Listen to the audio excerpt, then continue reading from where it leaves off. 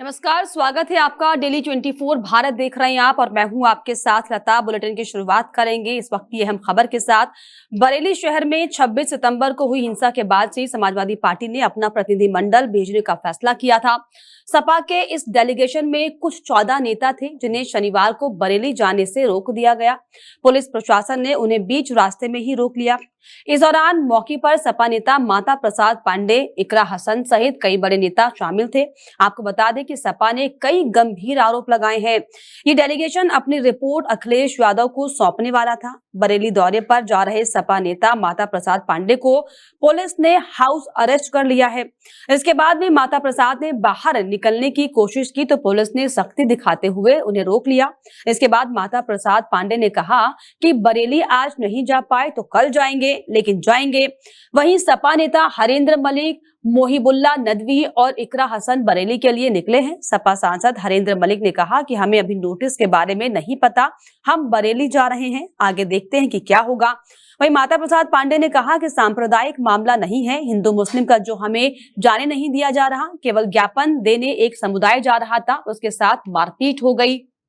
तो लगातार जो है मामला तूल पकड़ता जा रहा है और इसी पर ज्यादा बातचीत के लिए मेरे साथ सपा के प्रवक्ता अतुल यादव जुड़ गए। अतुल जी, बहुत बहुत स्वागत आपका डेली 24 भारत में। जी धन्यवाद। अतुल जी, किस बात की जिद है? जब मना कर दिया गया है सुरक्षा के मद्देनजर तो क्यों जाना है बरेली?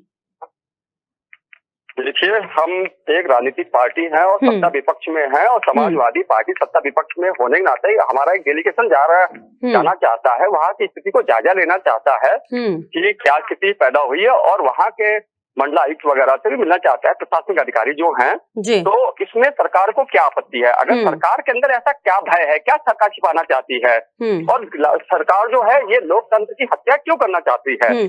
अगर अतुल जी ये लोकतंत्र की हत्या होती तो 3 दिन पहले आईजी रेंज से आपका सपा का प्रतिनिधिमंडल मुलाकात करने पहुंचा था। क्या अपनी बातों को आपने वहां पर नहीं रखा? अब क्योंकि आप भी एक जिम्मेदार पार्टी से हैं, नहीं बनता पार्टी का फर्ज कि इस समय जब त्योहारी सीजन चल रहा है, जुम्मे की नमाज का मौका होता है, तो क्यों माहौल को शांत करने की बजाय इस तरह से और ज्यादा उग्र करने की कोशिश, क्या इसे कहें? आरोप बीजेपी यही लगा रही है आप पे। माहौल तो बीजेपी बिगाड़ती है, हम लोग तो वहाँ जायजा लेना जाना चाहते। बीजेपी के द्वारा ही तो माहौल बिगाड़ा गया। अगर वहाँ पर लॉ एंड ऑर्डर की स्थिति जो बिगड़ी या तो सरकार के पास अलाइव इंटेलिजेंस था, अगर वहाँ भीड़ इकट्ठा हुई तो सरकार की कमी की वजह से हुई। अगर वहाँ लाठीचार्ज जैसी स्थिति बनी तो सरकार की नाकामी है। सरकार के पास ये अलाइव इंटेलिजेंस जो इतना बड़ा महकमा होता है, जिसको बड़ी बड़ी तनख्वाहें दी जाती हैं, वो कर क्या रहे थे? क्यों सूचनाओं का आदान प्रदान नहीं हुआ? बरेली एक बड़ा जिला है और इतना बड़ा जिला होने के बावजूद भी वहां पर मंडलायुक्त भी बैठते हैं, आईजी डीआईजी बैठते हैं, मतलब बड़े बड़े अधिकारी बैठते हैं। और जब किसी मौलाना जी के द्वारा अगर कोई आह्वान किया गया था तो सरकार ने उसे इतने हल्के में क्यों लिया? अगर वहाँ भीड़ इकट्ठा हो रही थी तो सरकार चाहती तो भीड़ को इकट्ठा नहीं होने देती और उसे तो वही तो सरकार और प्रशासन चाह रहा है ना अतुल जी, भीड़ इकट्ठा ना हो, माहौल और ज्यादा ना बिगड़े, इसलिए जो है धारा 144 जगह पर लागू कर दी गई है। चलिए सुन लीजिए, दरअसल समाजवादी पार्टी उत्तर प्रदेश में सबसे बड़ा विपक्षी दल है और देश में लोकसभा में हम तीसरी सबसे बड़ी पार्टी हैं। हमारे 37 सांसद हैं और अगर हम उत्तर प्रदेश में सबसे बड़ा विपक्षी दल होने के नाते हमारा प्रतिनिधिमंडल वहां जाना चाहता है, उसमें बहुत सारे लगभग सांसदगण हैं और इक्का दुक्का हमारे नेता है, पूर्व विधायक हैं और एक आधे हमारे जो राजनीतिक नेता हैं। तो अगर वो वहां जाना चाहते हैं, जनता के बीच में जानना चाहते हैं वहां पे क्या हुआ और उसको हम समझना चाहते हैं और अपने राष्ट्रीय अध्यक्ष जी को उसकी रिपोर्ट देना चाहते हैं वहां पे, तो इसमें सरकार को क्या दिक्कत है? माननीय योगी जी को क्या दिक्कत है? पुलिस को क्या दिक्कत है? अतुल जी, इस पूरे मैटर में, इस पूरे प्रकरण में सरकार की भूमिका क्यों है? अभी तो पुलिस प्रशासन जो है इस बात की तस्दीक कर रहा है कि माहौल ना बिगड़े। क्या ये राजनीतिक रोटियां सेकने का मौका समाजवादी पार्टी को मिल गया है क्या? क्योंकि चुनावी समय नजदीक है। आपकी भावनाओं को, पार्टी की भावनाओं को बिल्कुल मैं समझती हूँ, इत्तेफाक रखती हूँ, क्योंकि इस समय आपका फर्ज बनता है, दायित्व बनता है कि आप लोगों से जाके मुलाकात करें, जाने। लेकिन क्या ये जिम्मेदारी नहीं बनती कि मामले को कैसे सुलझाया जाए, उस पर भी फोकस किया जाए? देखिए, जब समाजवादी पार्टी एक मुख्य विपक्षी पार्टी होने के नाते जनता से जुड़ी हुई है, जनता के बीच में है, और अगर हम जा भी रहे हैं तो वहां पर शांति स्थापित लोगों को समझाने बुझाने का ही तो कार्य होता है। लेकिन ये लोग, जो पुलिस है, आपने कहा कि पुलिस समझा रही है, तो पुलिस किसके अंडर में आती है? प्रशासन के अंडर में आती है। प्रशासन किसका है? भारतीय जनता पार्टी का है। तो ये जो भारतीय जनता पार्टी है क्या चाहती है? लोकतंत्र की हत्या क्यों करना चाहती है?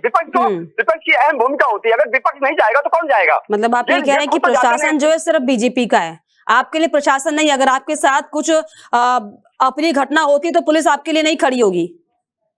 अपनी घटना क्यों इस समय पे इस तरह की बातें करना क्या शोभा देता है एक पार्टी को, एक बड़ी पार्टी को, जहां पर आपके इतने सांसद हैं लोकसभा में?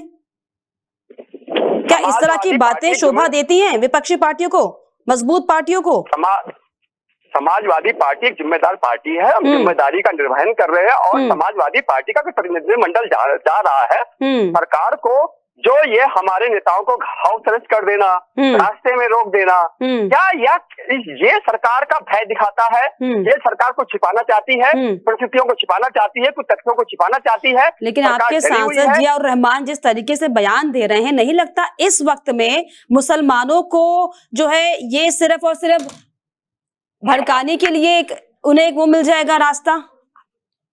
नहीं, ऐसा नहीं है। दरअसल किसी को भड़काने वाला, देखिए, हम लोग जिम्मेदार लोग हैं। मैं आपके चैनल पे बात कर रहा हूँ, जिम्मेदारी से बात करते हैं हम लोग, और बिल्कुल करनी भी चाहिए, आपसे यही उम्मीद है। हाँ। और हम लोग कभी भी भड़काने वाला, इसमें सभी धर्मों का आदर है, सम्मान है, और संविधान के अनुरूप चलना चाहिए। सरकार को भी संविधान, जो विपक्षी दल है उसका संविधान में, मतलब संविधान में जो है, विपक्षी दल की भी एक अहम भूमिका है। बिल्कुल। और हम मुख्य विपक्षी दल हैं, और जब मुख्य विपक्षी दल होने के नाते सरकार को हमें जाने देना चाहिए। सरकार का मतलब पुलिस प्रशासन जो भी है सरकार के अंडर में ही होता है, और हमारी भावनाओं का आदर करना चाहिए। हम जाके वहाँ वार्तालाप भी करेंगे, वहाँ की स्थिति परिस्थिति को समझना चाहते हैं, और वहाँ जा करके लोगों से मिलना चाहते हैं। लेकिन सरकार को फिर दिक्कत क्या होती है, ये आज तक किसी को समझ में नहीं आया। और सरकार क्या छिपाने के लिए रोक रही है? मुख्य विपक्षी की भूमिका बता रहे हैं अतुल जी, और उम्मीद भी आपसे यही की जाती है कि आप जो है विपक्षी के तौर पर अपनी जिम्मेदारी को निभाते हुए माहौल ना गरमाए, इस पर ज्यादा फोकस करें। फिलहाल आपने समय दिया, बहुत शुक्रिया अतुल जी आपका। तो जिस तरीके से लगातार जो है बरेली हिंसा को लेकर अब मामला तूल पकड़ता जा रहा है, और इसको लेकर तमाम जो है राजनीतिक पार्टियों को भी जो है इसमें अब रोटियां सेकने का मौका मिलता हुआ है, ऐसा दिखता है। लेकिन ये जो संवेदनशील समय इस समय बरेली में है, इसमें ना सिर्फ पार्टियां, ना सिर्फ स्थानीय लोग, ना सिर्फ प्रशासन के लोग, उन सबकी जिम्मेदारी बनती है कि इस तरह से किसी भी कीमत पर कोई ऐसी बयानबाजी ना हो, कोई ऐसा मिसगाइडेंस ना हो जहां पर जो है माहौल और खराब हो। ये ग्राफिक्स आपके सामने, बरेली में जुमे पर हाई अलर्ट है, संवेदनशील इलाकों में जो है साफ तौर पर सुरक्षा बल तैनात किया गया है, ड्रोन से निगरानियां हो रही हैं, ताकि किसी भी कीमत पर, क्योंकि अब 2 हफ्ते से ज्यादा का समय लगातार इसको लेकर अब हो रहा है, आई लव मोहम्मद को लेकर कैसे जो है हिंसा भड़क रही है, ये अब प्रदेश के कोनों कोनों में दिखाई पड़ रहा है। इलाके में ड्रोन से निगरानी की जा रही है। बरेली में जुमे पर जो है हाई अलर्ट जारी है, छतों को खंगाल रही है पुलिस, घरों में चेकिंग हो रही है। आखिर किसने हिंसा को भड़काने की कोशिश करी, क्यों इस तरीके से जो है माहौल को खराब किया गया, 2 दिन इंटरनेट और SMS सेवाएं बंद कर दी गई हैं। तो लगातार जो है माहौल जो है बिगड़ता हुआ दिखाई पड़ रहा है, और इसी पर दरअसल आपको बताएं कि ये प्रशासन की कोशिश है कि किसी भी कीमत पर माहौल और गरमाने ना पाए। और इसी पर ज्यादा बातचीत के लिए मेरे साथ श्याम सलोनी वशिष्ठ जी जुड़ गए हैं, बीजेपी नेता। श्याम जी, जिस तरीके से सपा के नेता से भी हम बात कर रहे हैं, विपक्षी तमाम नेताओं से हम बात कर रहे हैं, और माहौल क्योंकि इस समय गंभीर है बरेली का, और इसमें जिम्मेदारी हर एक पार्टी के नेता की बनती है। तो समाजवादी पार्टी के नेता ये आरोप लगा रहे हैं कि बीजेपी इसमें राजनीतिकरण कर रही है, वो हमें मुलाकात करने नहीं देने जा रही, माहौल को गरमाने की कोशिश की जा रही है। मेरा आप सभी को राधे राधे जी। देखिए, जिस तरीके से मौलाना एक बयान देते हैं, इस तरह से मौलाना नबी के नाम पर मुसलमानों को भड़काते हैं। और ये मौलाना क्यों भड़का रहे हैं, आज उसका सबको मालूम पड़ गया। जो हम पहले कहते थे कि इसके पीछे समाजवादी पार्टी का हाथ है, हम ऐसे ही नहीं कहते थे। क्योंकि समाजवादी पार्टी अपने वोट बैंक के लिए, चूंकि भारतीय जनता पार्टी के कार्यों से प्रसन्न होकर के मुसलमानों के तमाम रुझान भाजपा की ओर आते जा रहे हैं। अभी उपचुनावों में भी जैसा उत्तर प्रदेश में देखने को मिला, अब इससे समाजवादी पार्टी बहुत बेचैन है, व्यथित है। उसने ऐसे मौलानाओं को खरीद रखा है जो उसके इशारे पर कार्य करते हैं। आज समाजवादी पार्टी के नेताओं को क्या आवश्यकता थी, क्यों वो मौलाना से मिलने जा रहे हैं, जिस पर माता प्रसाद पांडेय जी अपना वक्तव्य दे रहे हैं कि ये कुछ सांप्रदायिक दो पक्षों की लड़ाई नहीं है, ये केवल एक व्यक्ति की, एक पक्ष की और पुलिस की लड़ाई है। अब इनसे ये पूछिए कि आप क्या चाहते हो कि लड़ाई हो जाती तब आपको शांति मिलती। इनका उद्देश्य है कि किसी भी तरीके से उत्तर प्रदेश को दंगा युक्त उत्तर प्रदेश समाजवादी पार्टी के समय वैसा ही बनाना है। और चूंकि भारतीय जनता पार्टी इस बात पर अधिक है अपने वचनों पर कि हमको उत्तर प्रदेश को दंगा मुक्त बनाना है, हम उत्तर प्रदेश में किसी भी प्रकार का कोई दंगा नहीं होने देंगे। आज समाजवादी पार्टी के नेता जिस तरह से कूच कर रहे हैं, संभल से जा रहे हैं, इकरा हसन जो बयान दे रही हैं कि हम जनप्रतिनिधि हैं, हम चोर नहीं है, लुटेरे नहीं, हमको क्यों रोका जा रहा है। तो मैं उनसे कहना चाहता हूँ, इकरा आप जनप्रतिनिधि हैं, लेकिन आप अपने कार्यों के प्रति व्यवहार नहीं कर रही हैं। आप देश को दंगा युक्त करना चाहती हैं। जनप्रतिनिधि हैं, लेकिन गरिमा, मुझे लगता है कि दोनों ही पार्टी को, चाहे सरकार में बीजेपी हो चाहे समाजवादी पार्टी हो, दोनों को जो है गरिमामय तरीके से जो है इस पूरे मामले को टैकल करना चाहिए। फिलहाल बहुत शुक्रिया श्याम जी, आपने समय दिया। तो लगातार जो है माहौल बरेली में आपको बताएं कि हाई अलर्ट पर है, अलग अलग जगह पर जो है फोर्स तैनात कर दी गई है, 29 सीओ जो है तैनात रहे, जगह जगह पर चप्पे चप्पे पर किसी भी तरीके से अप्रिय घटना ना होने पाए, माहौल को जो है बिल्कुल भी बिगाड़ने की कोई कोशिश पुलिस ने जो है सुरक्षा बढ़ा दी है ना हो इसको लेकर। और इस्लामिक मैदान से कुतुब बखाना 9 महिला मस्जिद, ये दरअसल वो रूट्स हैं जहां पर सुरक्षा बढ़ाई गई है। 4 सुपर जोन एएसपी बनाए गए हैं प्रभारी इसको लेकर। और कोहाड़ शाहदाना से ईट पजाया, श्यामगंज से सिकलापुर तक जो है चप्पे चप्पे पर सुरक्षा बढ़ा दी गई है। शाहदाना से ईट पजाया ये वो इलाका, सराय व बाकरगंज चौकी क्षेत्र व जखीरा मोहल्ला ये वो इलाका जहां पर जो है पुलिस की चौकसी बहुत ज्यादा दिखाई पड़ रही है, क्योंकि संवेदनशील ये इलाके हैं। और 4 स्पेशल जोन जो है ये गठित किए गए हैं। और उसी की जानकारी हम आपको दरअसल ग्राफिक्स के जरिए दे रहे हैं। सैलानी बरादरी थाना क्षेत्र का अल्पसंख्यक बहुल वो हिस्सा है जहां पर शुक्रवार को सर्वाधिक जो है भीड़ बढ़ी। बरादरी थाना क्षेत्र का अल्पसंख्यक इलाका जहां पर माहौल खराब हो सकती है, ऐसी जो है सूचनाएं पुलिस प्रशासन को मिली, जिसके लिए 4 स्पेशल जोन गठित कर दिए गए। नकटिया ये वो इलाका जहां पर भीड़ बढ़ी, बवाल हुआ, इलाकों से जो है भीड़ आई थी, बवाल हुआ। 4 एसपी जोन के दूसरे जिलों से आए आईपीएस अधिकारी। ये दरअसल अलग अलग टीम, आप सोचे किस तरीके से सरकार और जो पुलिस प्रशासन है अपनी जिम्मेदारियों का निर्वहन करते हुए कैसे जो है एकदम एक्शन मोड में जो है काम करती हुई दिखाई पड़ रही है। 19 एएसपी बरेली में तैनात, आईपीएस और वरिष्ठ पीपीएस अधिकारी जो हैं तैनात किए गए हैं।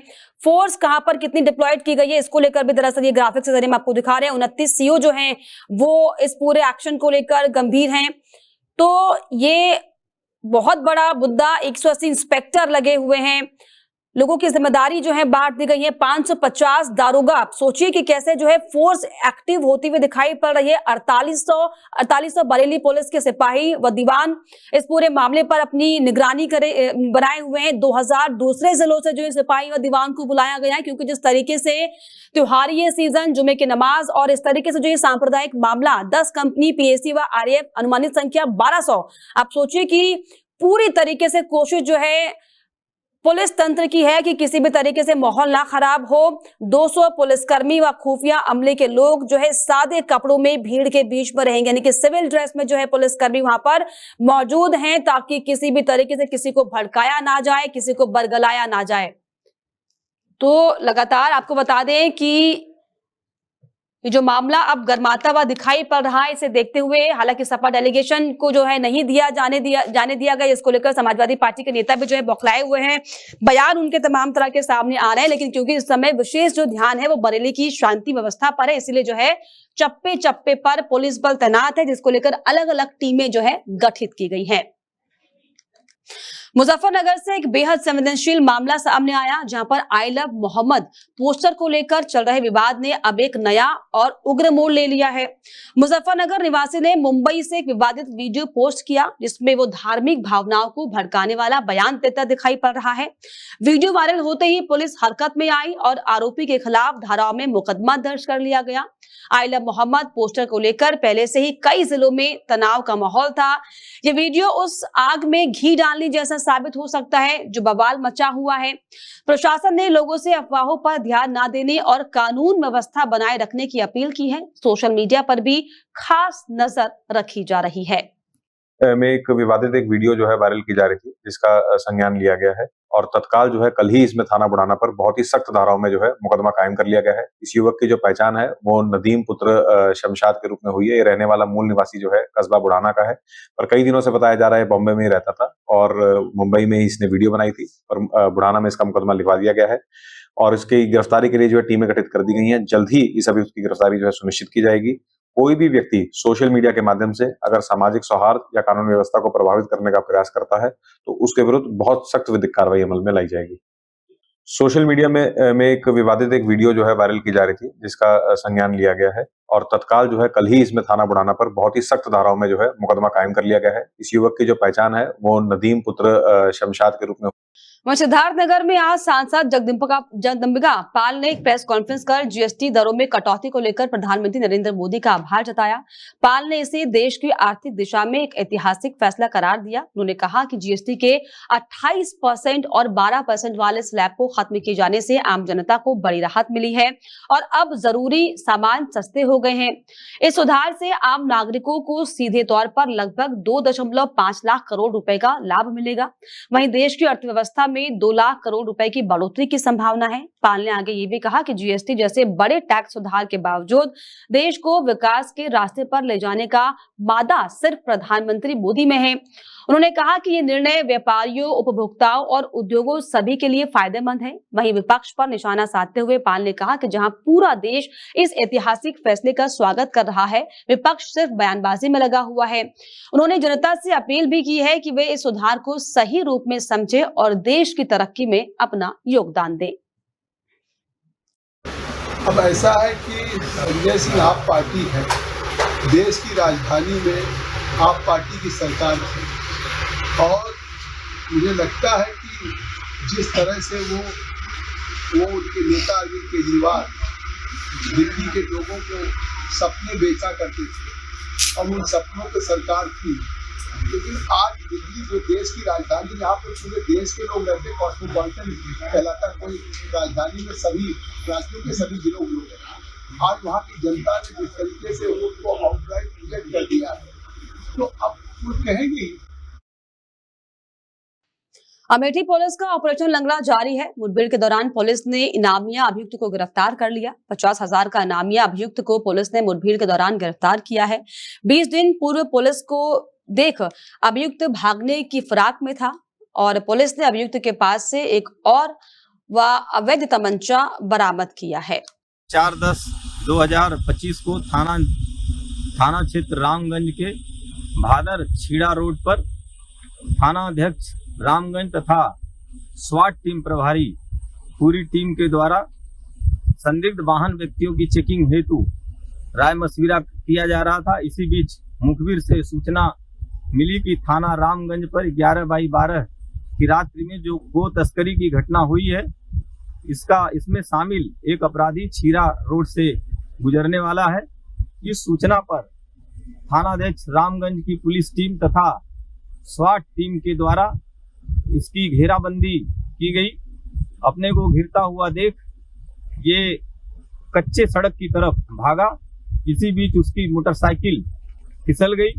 पुनः जब पुलिस टीम के द्वारा घेराबंदी की गई तो अपने को घिरता हुआ देख अपराधी ने ललकारते हुए जान मारने की नीयत से पुलिस टीम पर फायर किया। जवाबी फायरिंग में इसके पैर में गोली लगी। आज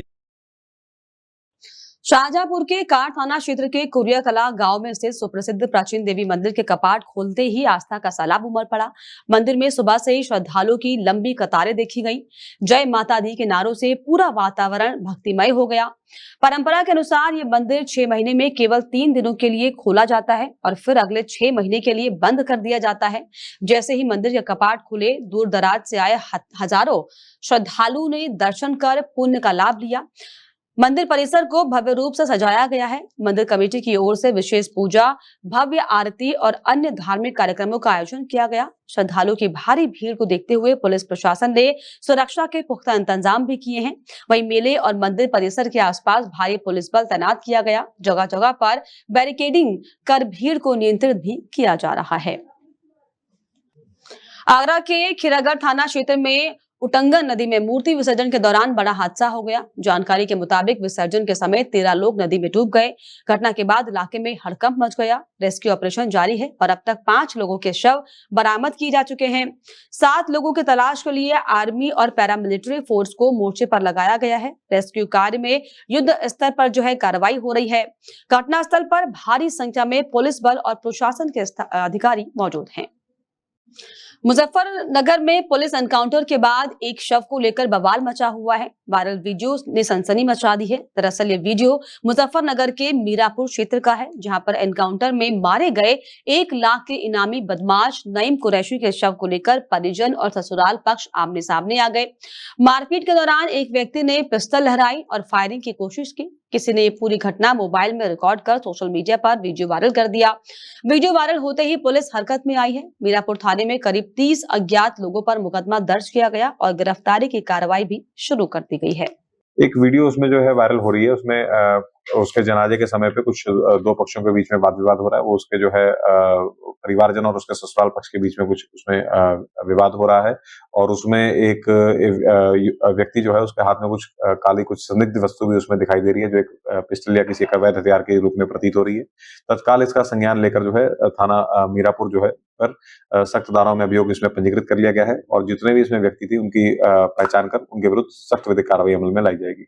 एक वीडियो उसमें वायरल हो रही है, उसमें उसके जनाजे के समय पे कुछ 2 पक्षों के बीच में वाद विवाद हो रहा है। वो उसके परिवारजन और उसके ससुराल पक्ष के बीच में कुछ उसमें विवाद हो रहा है और उसमें एक व्यक्ति उसके हाथ में कुछ काली कुछ संदिग्ध वस्तु भी उसमें दिखाई दे रही है, जो एक पिस्टल या किसी का अवैध हथियार के। और इसी के साथ इस बुलेटिन में फिलहाल इतना ही। देश और दुनिया के तमाम खबरों के लिए आप देखते रहिए डेली 24 भारत। नमस्कार। सत्ता की हर चाल पर हमारी नजर, जनता की आवाज सबसे पहले, सच की पड़ताल करेंगे हम। क्या छपा क्या छिपा, राजनीति के खेल का पर्दाफाश, जहां राजनीति को परखा जाता है जनता की कसौटी। राष्ट्रहित है हमारी प्राथमिकता, जहां बॉलीवुड की चमक भी सच्चाई से टकराती है।